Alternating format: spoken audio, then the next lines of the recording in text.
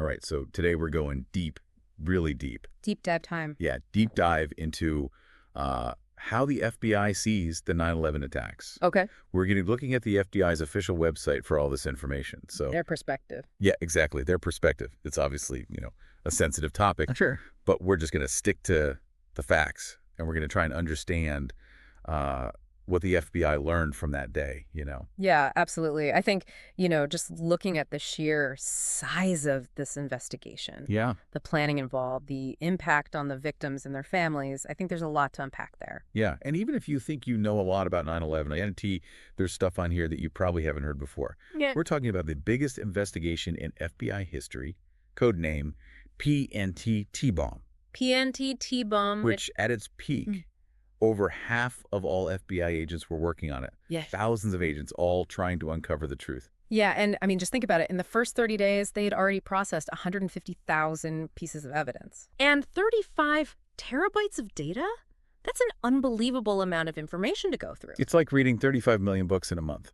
Right? It's incredible. Yeah, I don't think I could do that. No. But think about what that tells you. This wasn't just some, spur-of-the-moment thing. This was planned meticulously. And the FBI had never faced anything like this before. Right.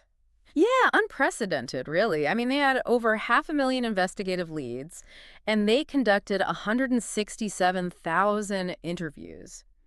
Imagine a city the size of Miami.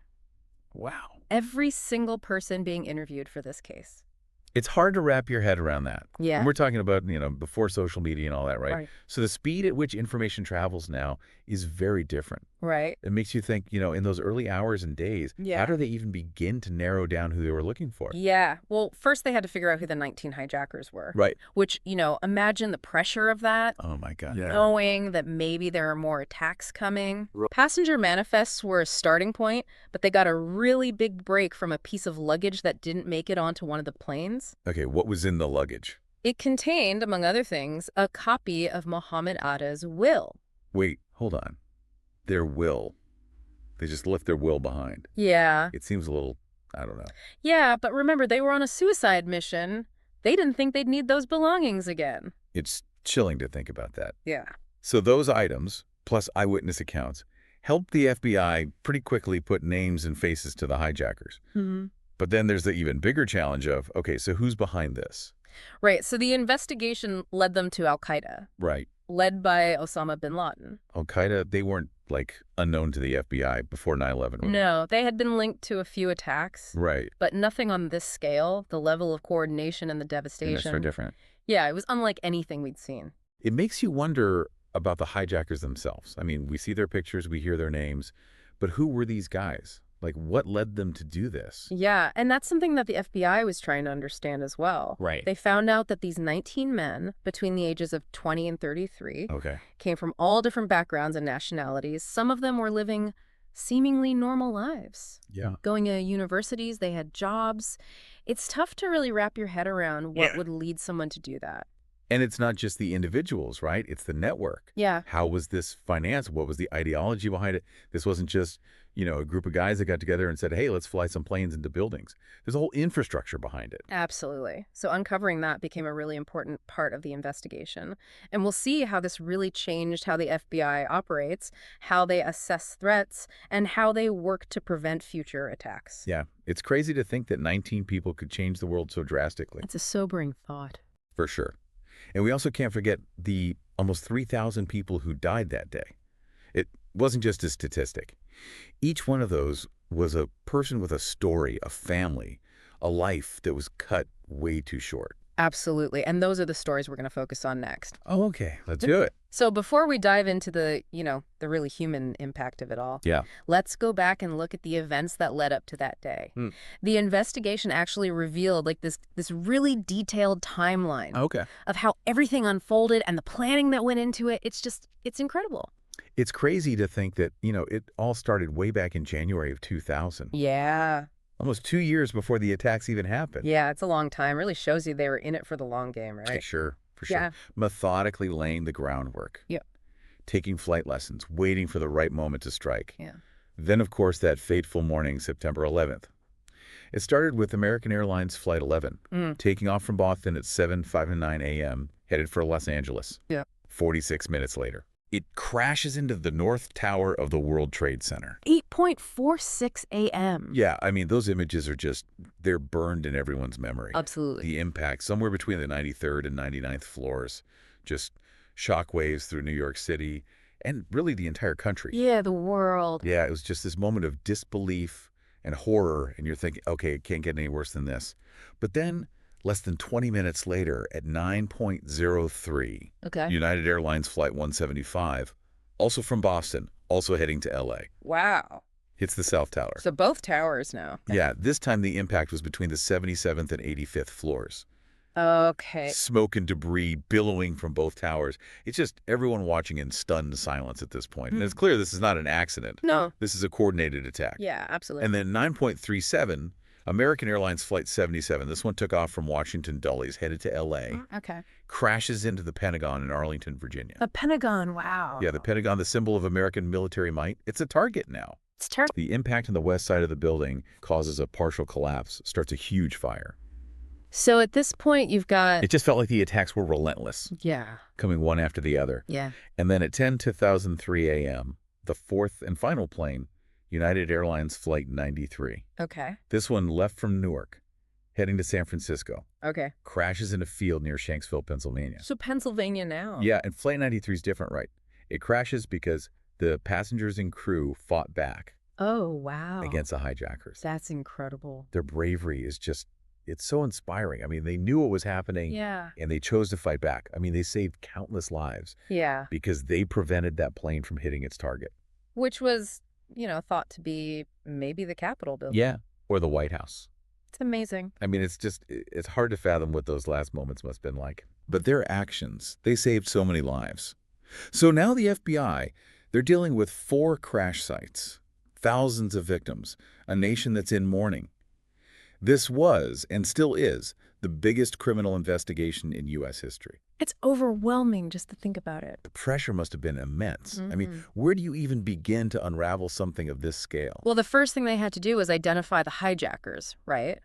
Yeah. Because in those early hours, there's so much uncertainty. Of course. Like, who is responsible? Are there more attacks coming? I mean, the weight of the world must have been on their shoulders, Yeah. trying to make sense of all that chaos. Yeah, and every decision you make, every lead you follow could be crucial to stopping another attack. Absolutely. So the FBI, along with so many other agencies, they're working nonstop, Right. gathering evidence, interviewing people, chasing down every lead. Right. And they were able to identify the 19 hijackers so quickly. Yeah, within hours. It's amazing to me, especially given that this was before social media, before facial recognition and instant communication. Right. How did they do that? It was a mix of really good detective work and also, honestly, some luck.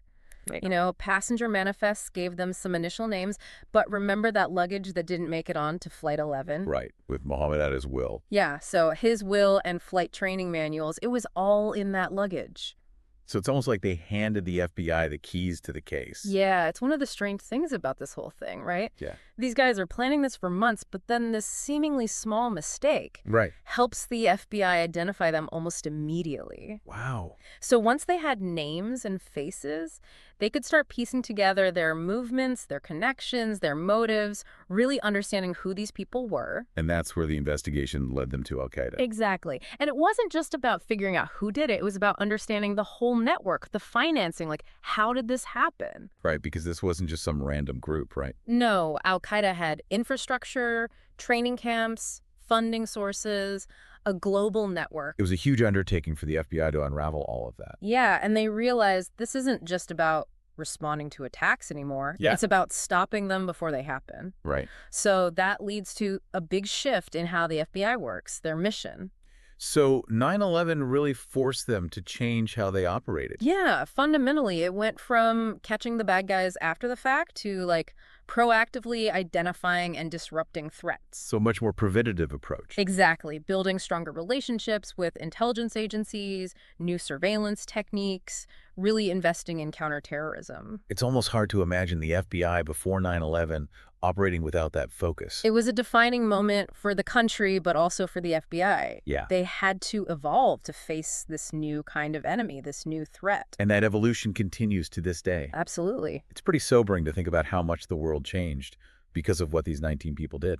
But moving forward, it's so important to remember the human cost. Absolutely. Almost 3,000 innocent people lost their lives. Families were torn apart. First responders risked their lives to save others. Yeah, those are the stories we need to tell, the stories that remind us what the real impact of these attacks was. Yeah, and that's what we're going to explore next. Welcome back to our deep dive. You know, we've talked about the investigation, the planning, how the FBI changed after 9/11. Took a lot, yeah. It is. But now let's talk about the people, the human side of all of this. It's easy to get lost in the details, Yeah. but we can't forget that behind all the numbers, behind the investigations, are real people whose lives were changed forever. Exactly. And, going through the FBI's website, it really struck me how they try to tell the victims' stories. It's not just a list of names. No. They're sharing personal narratives, reminding us that each of those nearly 3,000 people, they were individuals. They had families, hopes, dreams. It's powerful, right? Because it's easy to focus on the bigger picture. But those individual stories really show the human cost. Absolutely. Like the story of Christine Hansen. Christine Hansen? Yeah, she was 2 years old. She was on Flight 175 with her parents. Oh, wow.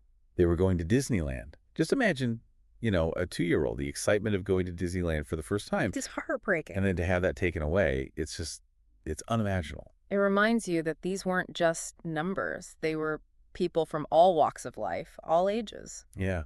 And it's not just the young ones. There's the story of Robert Norton and his wife, Jacqueline, Okay. an older couple. They were on Flight 11.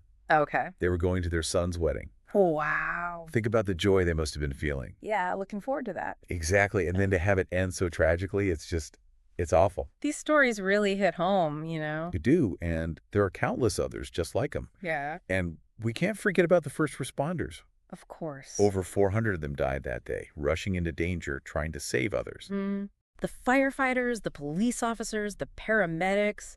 I mean, talk about courage, selflessness. It's incredible. And even the ones who survived, many of them are dealing with health problems. Right, from all the dust and debris. Yeah, the physical and emotional scars, they run deep. Absolutely. And the FBI realized that they needed to help the people who were affected by these attacks. Right. So they created the Office for Victim It Assistance. shows how they've evolved, right? Yeah. It's not just about catching the bad guys anymore. No, it's about taking care of the victims, helping them heal, helping them rebuild their lives. Exactly. And, I thought this was really powerful. FBI Director Wray insists that all new agents, All new agents. yeah, they have to visit the 9/11 Memorial and Museum as part of their training. Wow, that's something else. It's a way to make sure they never forget what happened. Yeah, and to remind them that their job is about protecting people. It's not just paperwork. It's about preventing another 9/11. As we wrap up this deep dive, I'm struck by how complex this whole thing is. Yeah. The planning, the investigation, the human cost, the FBI's efforts to prevent future attacks. It's a lot to take in. It is, and there's so much more to learn. Yeah. But I think the big takeaway here is that 9/11 changed everything. Yeah, the world. It changed how we think about security, about terrorism, about our own safety. It really did. But it also showed us the incredible resilience of the human spirit. The passengers and crew on Flight 93, the first responders, the investigators, the families of the victims, their strength is it's inspiring. We have to remember their stories, Absolutely. learn from them, and honor the people we lost that day. We can never forget. Thank you for joining us on this deep dive. We encourage you to check out the FBI's website, learn more about this, and just never forget.